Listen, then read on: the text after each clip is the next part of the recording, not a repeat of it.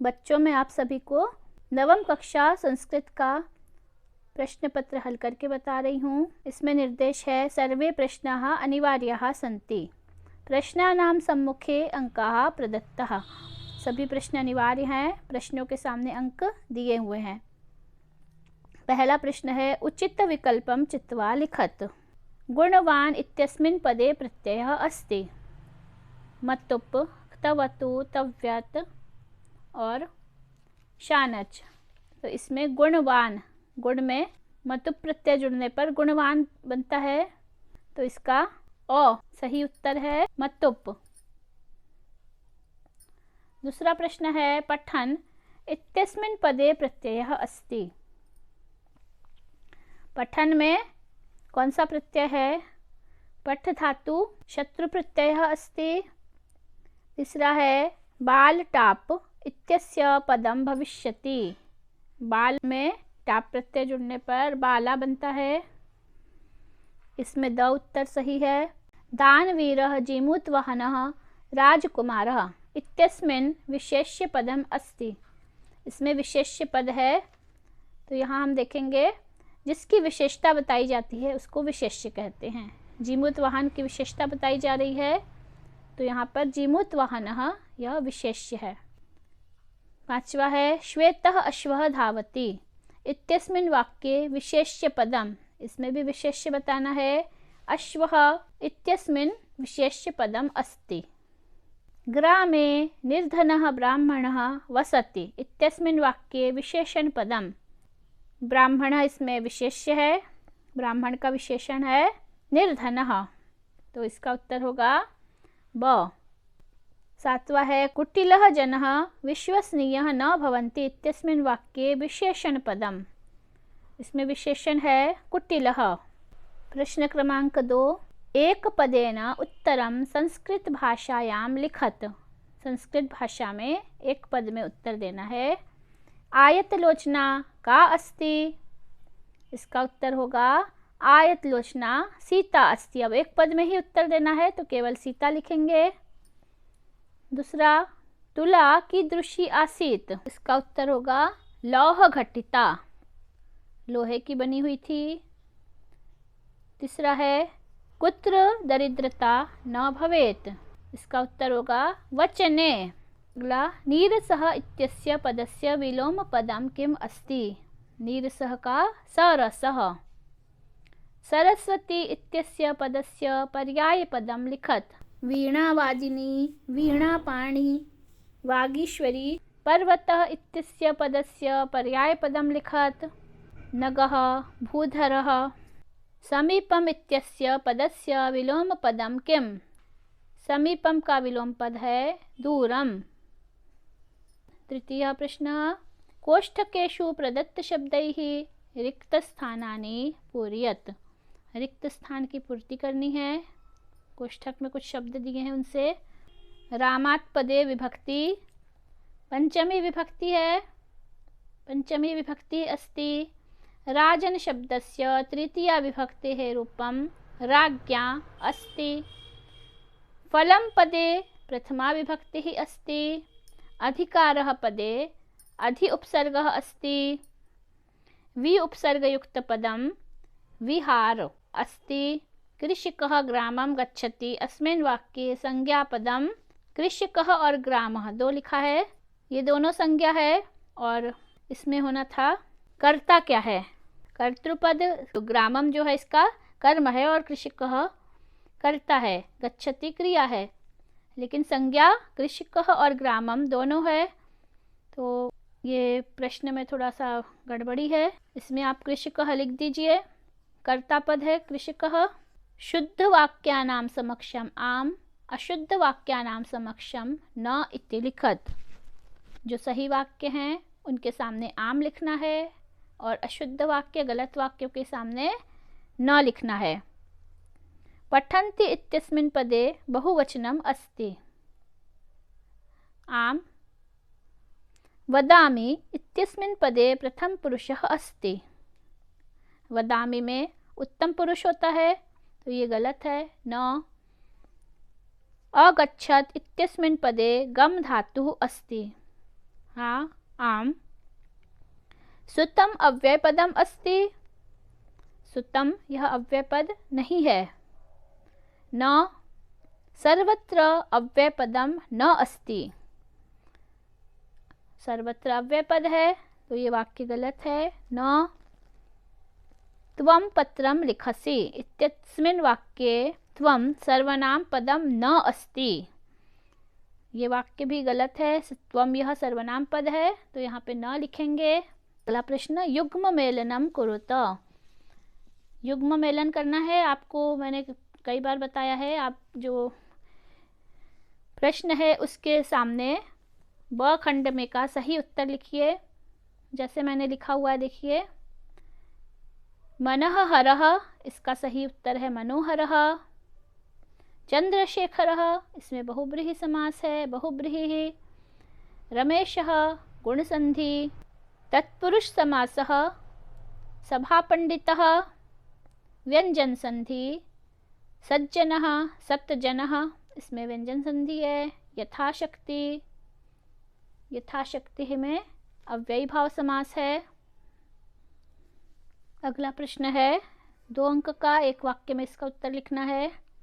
जटायुः केन वाम बाहुम दंशति। संस्कृते उत्तरम लिखत। अथवा में है कविः वाणीम किम कथयति। संस्कृते उत्तरम लिखत। यहाँ वाणीम होना चाहिए, ये वाणी है, इसको वाणीम कर दीजिए। जटायुः तुंडेन वाम बाहुम दंशति। अपनी चोंच से मार रहा है वाम बाहु को। कविः वाणीम वीणाम निनादयितुम कथयति। इसमें वीणाम वादयितुम कथयति भी सही उत्तर है। कविः वाणीम नवीनाम वीणाम निनादयितुम कथयति, तो ये भी सही है।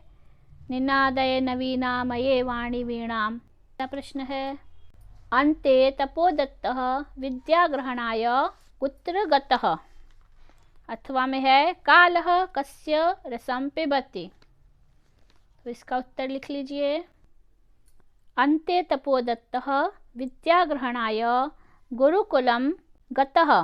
कालः क्षिप्रम् अक्रियमाणस्य आदानस्य प्रदानस्य कर्तव्यस्य रसं पिबति। शीघ्र न किए जाने वाले काम के रस को, आनंद को काल ले लेता है। कालः क्षिप्रम अक्रियमाणस्य कर्मणः रसं पिबति। इसको इस तरह से भी लिख सकते हैं। अष्टमः प्रश्नः, जीर्णधनः गिरिगुहाद्वारं कया आच्छाद्य गृहम् आगतः। जीर्णधनः गिरिगुहाद्वारं बृहत्शिवल्या आच्छाद्य गृहम् आगतः। जीमूतवाहनः कल्पतरुम् उपगम्य किम् उवाच। जीमूतवाहनः कल्पतरुम् उपगम्य उवाच, देव त्वया अस्मत्पूर्वेषाम् अभीष्टाः कामाः पूरिताः, तन्ममैकं कामं पूरय। यथा पृथ्वीम् अदरिद्रां पश्यामि तथा करोतु देव इति। बालः कदा क्रीडितुम् अगच्छत्। बालः पाठशालागमनवेलायां क्रीडितुम् अगच्छत्।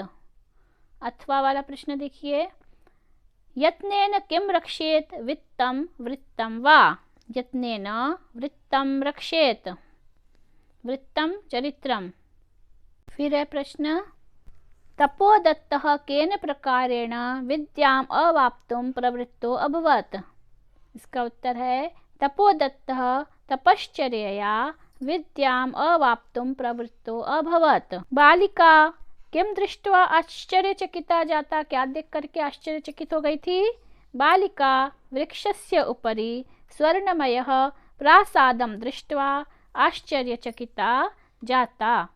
जटायुः रावणं कथयति, नीचां मतिं परदाराभिमर्शनान् निवर्तय। धीरः तत् न समाचरेत् यत् अस्य परः विगर्हयेत्। अहं वृद्धः त्वं सरथः कवची युवा, अपि च मे जीवतः वैदेहीम् आदाय कुशली न गमिष्यसि। बहुत लंबा हो गया है उत्तर, इसको हम संक्षिप्त में लिख सकते हैं। जटायुः रावणं कथयति यत् अहं वृद्धः त्वं सरथः कवची युवा तथापि च मे जीवितः व्यदेहिम् आदाय कुशली न गमिष्यसि। मल्लिका चंदनश्च मासपर्यन्तं धेनोः कथम अकुरुताम्। इसका उत्तर होगा मल्लिका चंदनश्च मासपर्यन्तं धेनोः दुग्धदोहनं विहाय केवलं सेवाम् एव अकुरुताम्। व्यञ्जनवर्णे कति वर्गाः सन्ति, प्रत्येकवर्गे कति वर्णाः भवन्ति। इसका उत्तर है व्यञ्जनवर्णे 5 वर्गाः सन्ति, 5 वर्ग है। प्रत्येक वर्गे 5 वर्णाः भवन्ति। स्वरवर्णानां नामानि लिखत। माहेश्वर सूत्र के अनुसार हम देखेंगे तो मूल स्वर वर्णाः अ इ उ रि ऋ ए ओ ऐ औ एतानि माहेश्वर सूत्रे स्वरवर्णाः सन्ति। अ आ इ ई उ ऊ रि ऋ लृ ए ऐ ओ औ ये लौकिक संस्कृत में स्वरवर्ण है। स्वरवर्णाः सन्ति। लृ का भी दीर्घ होता है लेकिन उसका वैदिक में प्रयोग होता है। प्लुत भेद से हम देखेंगे तो इन स्वरों के प्लुत भेद भी होते हैं। अनुनासिक अननुनासिक भेद से इनके और भी भेद हैं। संस्कृत भाषायां 13 स्वराः सन्ति। अधोलिखितानि वाक्यानि कः कं प्रति का कां प्रति कथयति। सिक्ताः जलप्रवाहे स्थास्यन्ति किम्। ये तपोदत्तः पुरुषं प्रति कथयति। तण्डुलान् मा भक्षय बालिका काकं प्रति। धन्यवाद मातुल याम्यधुना। ये उमा कह रही है चंदनं प्रति कथयति। रेखांकित पदानि अधिकृत्य प्रश्न निर्माणं कुरुत। रेखांकित पदों को आधार बना करके प्रश्न को बनाना है। चटकः स्वकर्मणि व्यग्रः आसीत्। स्वकर्मणि में रेखांकित है। चटकः कस्मिन् व्यग्रः आसीत्। तपोदत्तः अक्षर ज्ञानं विनैव वैदुष्यम् अवाप्तुम् अभिलषति।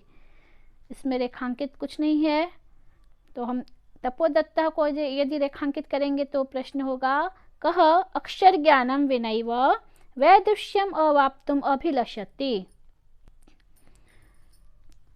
और यदि हम अक्षर ज्ञानम को रेखांकित करेंगे तो प्रश्न होगा तपोदत्तः कम विनैव वैदुष्यम अवाप्तुम अभिलषति। दोनों प्रश्न सही हैं। आप दोनों तरह से प्रश्न बना सकते हैं। अगला प्रश्न है सूर्योदयात् पूर्वमेव बालिका तत्रोपस्थिता। इसमें सूर्योदयात् में रेखांकित किया हुआ है। कस्मात् पूर्वमेव बालिका तत्रोपस्थिता। अशुद्ध वाक्यों को शुद्ध करना है। सैनिकः अश्वेन पतति। अलग होने के युग में पंचमी विभक्ति होती है, यहाँ अश्वात् होगा। सैनिकः अश्वात् पतति। छात्राः क्रीडाक्षेत्रं क्रीडन्ति। स्थान के योग में क्रीडा क्षेत्रे होगा। छात्राः क्रीडाक्षेत्रे क्रीडन्ति। श्रीरामं नमः। नमः योगे चतुर्थी विभक्ति श्री रामाय नमः। इसके बाद में अगला प्रश्न है पद्यांश को पढ़ना है। इसके नीचे के प्रश्नों के उत्तर देने हैं। अथासौ श्रेष्ठीपुत्रः धनदेवः स्नानोपकरणम् आदाय प्रहृष्टमनाः तेन अभ्यागतेन सह प्रस्थित तथा मुनिष्ठिते स वणिक् स्नात्वा तं शिशुं गिरिगुहायां प्रक्षिप्य तद्द्वारम होगा। यहाँ कुछ प्रिंटिंग में गड़बड़ी हुई है। तद्द्वारम बृहत्शीलया आच्छाद्य सत्वरं गृहम् आगतः सश्रेष्ठी पृष्टवान् भोः अभ्यागत कथ्यतां कुत्र मे शिशुः यः त्वया सह नदीं गतः इति। सः अवदत् तव पुत्रः नदीतटात् शयनेन हृतः। यहाँ प्रश्न है श्रेष्ठीपुत्रः किम् आदाय अभ्यागतेन सह प्रस्थितः। श्रेष्ठीपुत्रः स्नानोपकरणम् आदाय अभ्यागतेन सह प्रस्थितः। श्रेष्ठीपुत्रः, इसका उत्तर लिखेंगे श्रेष्ठी पुत्र किम की जगह में लिख देंगे स्नानोपकरणम आदाय अभ्यागतेन सह प्रस्थितः। प्रश्नवाचक चिन्ह की जगह पर पूर्ण विराम का चिन्ह लगाएंगे। श्रेष्ठी किम पृष्टवान, श्रेष्ठी पृष्टवान। भो अभ्यागत कथ्यताम कुत्र मे शिशुः यः त्वया सह नदीं गतः। अगला प्रश्न है शिशुं नदी तटात् केन हृतः, शिशुं नदी तटात् श्येनेन हृतः। प्रतिनिवृत्ति काले स्वर्णकाकेन कक्षाभ्यन्तरात् तिस्रः मञ्जुषाः तत्पुरः समुत्क्षिप्ताः। लोभाविष्टा सा बृहत्तमां मञ्जुषां गृहीतवती। गृहम् आगत्य सा हर्षिता यावत् मञ्जुषाम् उद्घाटयति तावत् तस्यां भीषण कृष्णसर्पो विलोकितः। लुब्धया बालिकया लोभस्य फलं प्राप्तं। तदनन्तरं सा लोभं परित्यजत। लोभाविष्टा बालिका कीदृशी मंजुषां नयति, कैसी मंजुषा ले गई थी? लोभाविष्टा बालिका बृहत्तमां मंजुषां नयति। संपूर्ण वाक्य में उत्तर लिखेंगे, एक शब्द में नहीं, एक वाक्य में लिखेंगे इसके उत्तर। गृहम् आगत्य तया का समुद्घाटिता, गृहम् आगत्य तया मंजुषां समुद्घाटिता। मंजुषां समुद्घाटिता का की जगह मंजुषाम लिख देंगे। का लोभम परित्यजत, किसने लोभ को छोड़ दिया?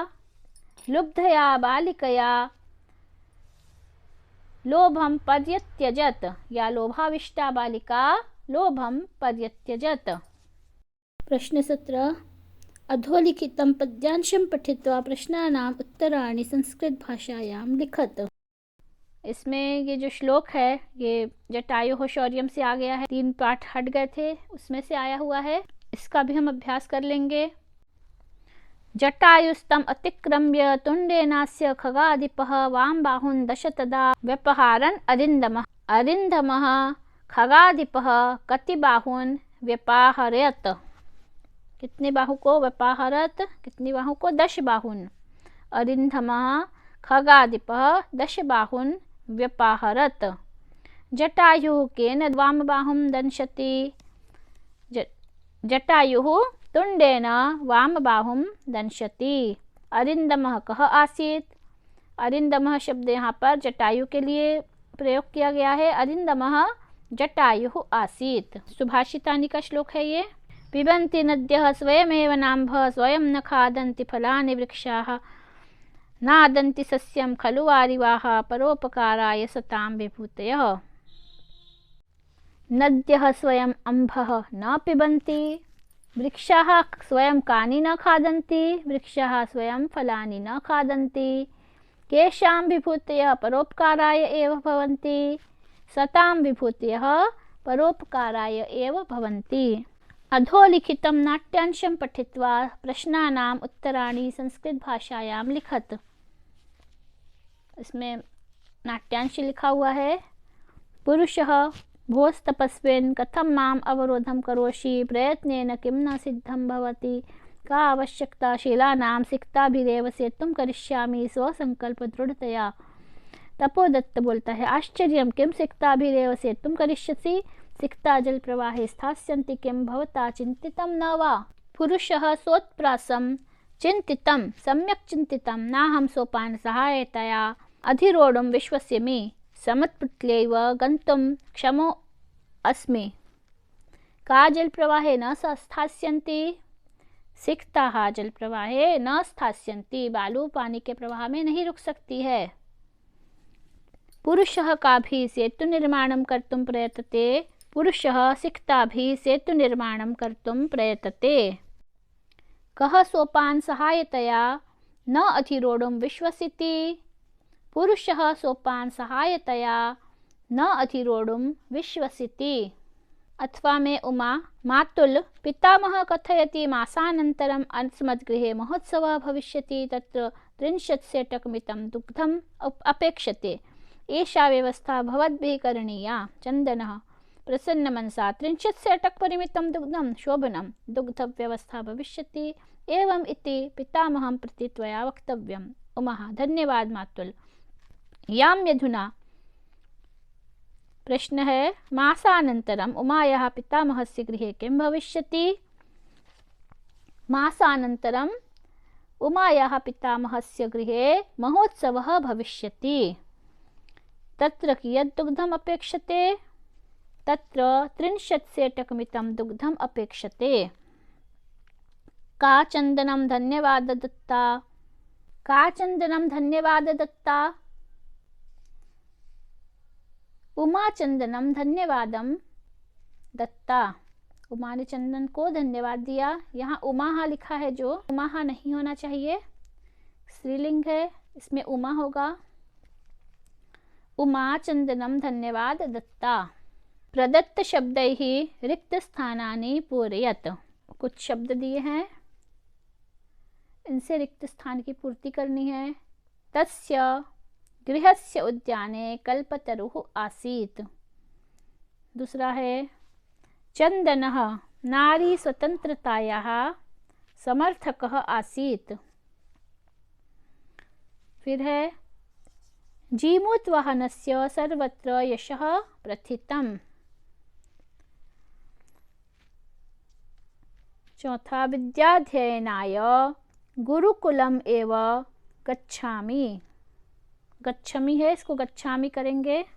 प्रश्न पत्रे समागतान् श्लोकान् विहाय पाठ्यपुस्तकस्य सुभाषित श्लोकद्वयं लिखत। 2 श्लोक लिखने हैं सुभाषित के, जो अपने प्रश्न पत्र में नहीं आए हैं। तो आप कोई भी 2 सुभाषित लिख दीजिए जो आपको याद हैं। इनको याद कर लीजिए अच्छी तरह से और लिख करके उसकी प्रैक्टिस करिए। अगर याद नहीं है तो बार बार लिखिए। लिखने से आपकी जो व्याकरण संबंधी या लिखने की जो मात्रा संबंधी गलतियां हैं वो सुधर जाएंगी। स्वस्य प्राचार्यस्य कृते अवकाशार्थम् एकं प्रार्थनापत्रं संस्कृते लिखत। स्वमित्रस्य कृते आमंत्रणपत्रं संस्कृत भाषायां लिखत। ये मेरे वीडियो में दोनों के जो पत्र हैं, आवेदन पत्र और आमंत्रण पत्र, दोनों का वीडियो डाला हुआ है। मैं इसकी लिंक आपको फिर से नीचे भेज दे रही हूँ, आप उसको देख लीजिए और अच्छी तरह से तैयार कर लीजिए। अपठित गद्यांश है, संसारे अनेकेषां दुःखानां मूल कारणम् अज्ञानम् अज्ञानात् एव समाजे नानाविकाराणां जन्म भवति। हिंसा भ्रष्टाचारादयो उपद्रवाः अस्मान् पीडयन्ति, तेषां मूले शिक्षा एव वर्तते। वयं शिक्षायाः प्रकाशेन अज्ञानस्य अन्धकारं हर्तुं सज्जाः भवेम। संसारे दुःखानां मूल कारणं किम् अस्ति? अज्ञानम् अस्ति।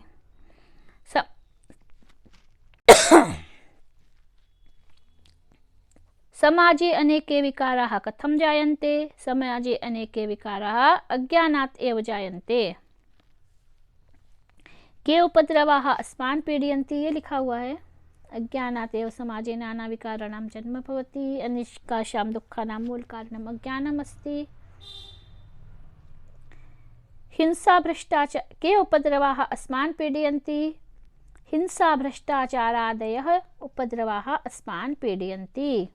वयं केन अज्ञानस्य अंधकारं हर्तुं सज्जाः भवेम।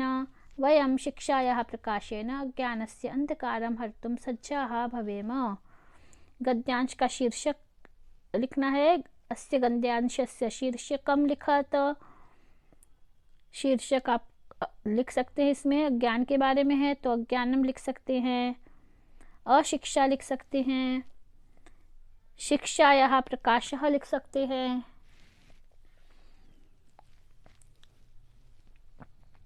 दुःखानां मूल कारणम अशिक्षा ये भी लिख सकते हैं। अधोलिखितेषु एकं विषयं स्वीकृत्य शतशब्देषु संस्कृत भाषायां निबंधं लिखत। परोपकारः, छात्रजीवनं, पर्यावरणं, संस्कृत भाषायाः महत्वम्। पर्यावरणम का निबंध शुचि पर्यावरणम पाठ में लिखा हुआ है। मैंने जो वीडियो है उसमें पूरा निबंध लिखा है। इसकी भी लिंक मैं आपको अभी डाल दूंगी, तो आप देख लीजिए। सभी बच्चे चैनल को सब्सक्राइब कर ले और अपने दोस्तों को भी शेयर करें। धन्यवाद। जयतु संस्कृतम, जयतु भारतम।